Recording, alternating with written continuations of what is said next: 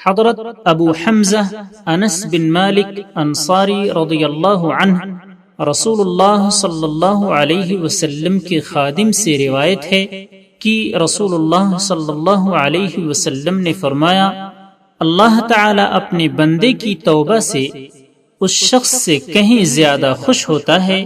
جس نے کسی جنگل بیابان میں اپنا اونٹ گم کر کے پھر پا لیا ہو۔ بخاری و مسلم۔ اور مسلم کی ایک روایت کے الفاظ اس طرح ہیں، یقیناً اللہ تعالی اپنے بندے کی توبہ سے جب وہ اس کی طرف توبہ کرتا ہے اس آدمی سے بھی زیادہ خوش ہوتا ہے جو کسی جنگل بیابان میں اپنی سواری پر سوار ہو، اسی پر اس کے کھانے پینے کا سامان بھی ہو کہ وہ سواری اس سے چھوٹ جائے، تلاش بسیار کے بعد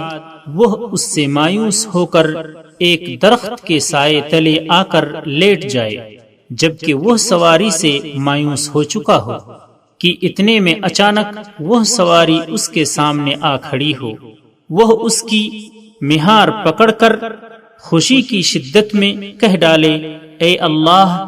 تو میرا بندہ ہے اور میں تیرا رب، فرط خوشی میں وہ غلطی کر جائے۔ حضرت ابو موسیٰ عبداللہ بن قیس اشعری رضی اللہ عنہ سے روایت ہے کہ نبی صلی اللہ علیہ وسلم نے فرمایا، اللہ تعالی رات کو اپنا ہاتھ پھیلاتا ہے تاکہ دن کو برائی کرنے والا رات کو توبہ کر لے، اور دن کو اپنا ہاتھ پھیلاتا ہے تاکہ رات کو گناہ کا ارتکاب کرنے والا دن کو توبہ کر لے۔ یہ سلسلہ اس وقت تک جاری رہے گا جب تک سورج مغرب سے طلوع نہ ہو، جو قرب قیامت کی ایک بڑی نشانی ہے۔ اس نشانی کے ظاہر ہونے کے بعد توبہ کا دروازہ بند ہو جائے گا۔ مسلم۔ حضرت ابو ہریرہ رضی اللہ عنہ سے روایت ہے کہ رسول اللہ صلی اللہ علیہ وسلم نے فرمایا، جو شخص سورج کے مغرب سے طلوع ہونے سے قبل توبہ کر لے گا اللہ تعالی اس کی توبہ قبول فرمائے گا۔